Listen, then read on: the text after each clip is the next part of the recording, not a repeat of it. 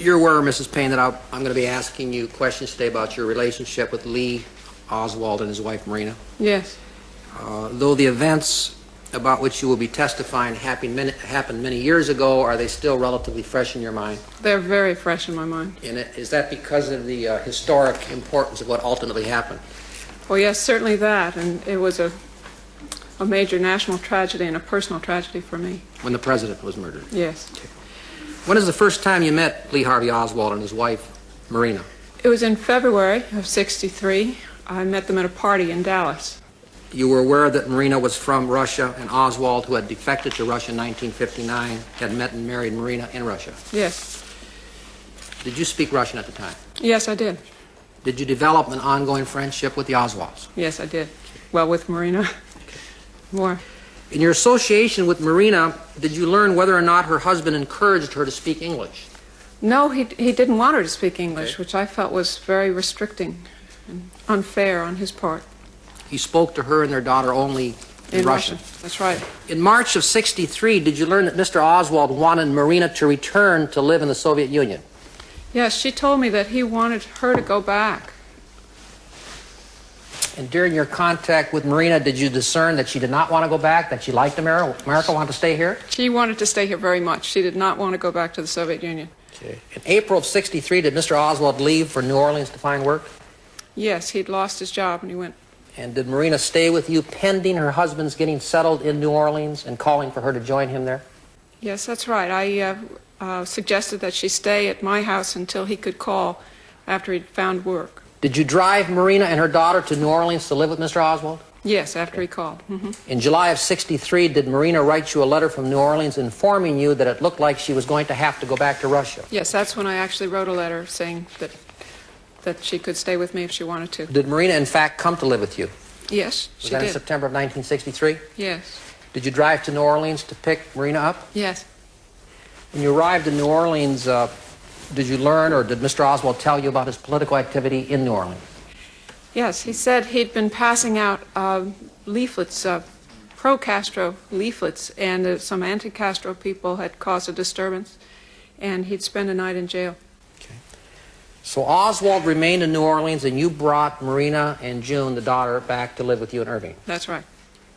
Did Marina join him when he returned to Dallas, or did she No, continue she to stay stayed with you? on. Plan was for her to stay at least until their second baby was born, Okay. and she could gather her strength, and then she would join him. Mrs. Paine, I believe you had something to do with Mr. Oswald beginning to work at the Texas School Book Depository building. Would you tell the jury about that, please? Surely. Marina and I were having coffee with the next-door neighbor about a week after Lee had come back to the area, and he had had trouble all that week trying to get work. And another neighbor who was there said that her brother was working at the Texas School Book Depository, and he had mentioned that they may have more openings there. So I called the School Book Depository and talked with the personnel director there, and he didn't say whether there was an opening, but he said that the young man I mentioned to him should apply in person, and told Lee that when he called at the house. And I guess he did apply the next day and got the job. He was quite elated about that. Okay, now between mid-October 1963 and November the 22nd, 1963, the day of the assassination, would Mr. Oswald visit his wife, Marina, at your home? Yes, he'd come out on weekends regularly. Did he ever deviate from that pattern? Well, just the weekend prior to the assassination, he did not come out. Okay, but whenever he did come out to visit Marina, it was always invariably, without exception, Friday night, and then he'd go back Monday morning. Is that correct? After he's working, yes. Mrs. Paine, on Thursday, November the 21st, 1963, did anything unusual happen with respect to Mr. Oswald? Well, yes, he came out that night, and it was the first night he'd come out on a weeknight, and it was the first time he'd ever come without asking permission. And you were surprised? I was very surprised, yes. Was Marina a little embarrassed and surprised that... She was, yes. She said to me, she apologized for his not asking whether he could come, and she expressed her surprise. To the best of your recollection, when did you first see him that Thursday evening? I saw him, it was about 5:30 in the evening. I had just gotten back from grocery shopping, and he was already there. They were on the front lawn talking when I arrived.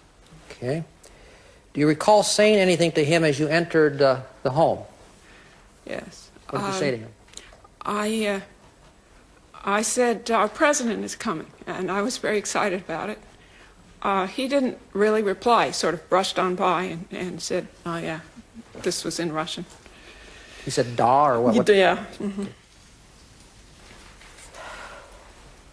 Would you please relate to the jury what took place thereafter that evening? Well, we had dinner as usual, and then I washed up the dishes, and my usual routine was to put my children to bed, reading them stories and so on, and took most of the evening doing that. Around 9 p.m., do you recall what you did? Yes, at 9, when my children were tucked in for the evening, I went into the garage to paint some blocks that I had made for my children. When you entered your garage around 9 p.m., did you notice anything unusual? Yes, the overhead light was on when I went in. And you hadn't been in the garage earlier that evening? No, I had not. Were you under the impression that either Marina or Mr. Oswald had left the light on?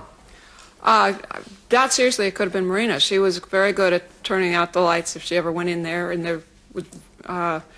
then I could hear her moving about. I knew where she was during the evening. So as I walked into the garage and found the light on, it was my clear impression that Oswald had been there and left it on carelessly. But you did not physically see him enter the garage? No, I did not. There's been testimony at this trial from Mr. Frazier that Mr. Oswald told him that the reason he came to your home that Thursday night was to get some curtain rods from you. For his room on Beckley Street. While he was at your home, did he ask you for any curtain rods? No, he didn't. Did he ever at any time ask you for curtain rods? No. Was there any discussion between you and him or you and Marina about curtain rods? No. Now, you in fact did have some curtain rods Yes. in the garage, is that correct? In the garage, yes. After the assassination, they were still there? Yes, that's right. Mrs. Paine, at noon hour on Friday, November the 22nd, 1963, the day of the assassination, were you at your home? Yes. Did you become aware during the noon hour that the president had been shot? Yes, it was announced on television that he'd been shot. What did the announcement say? Well, just that he'd been shot, and then a little bit after that, they said that they thought the shots had been fired from the Texas School Book Depository. Now, although you knew that Mr. Oswald worked in the Texas School Book Depository building, you didn't suspect him at that point? No, I didn't. No.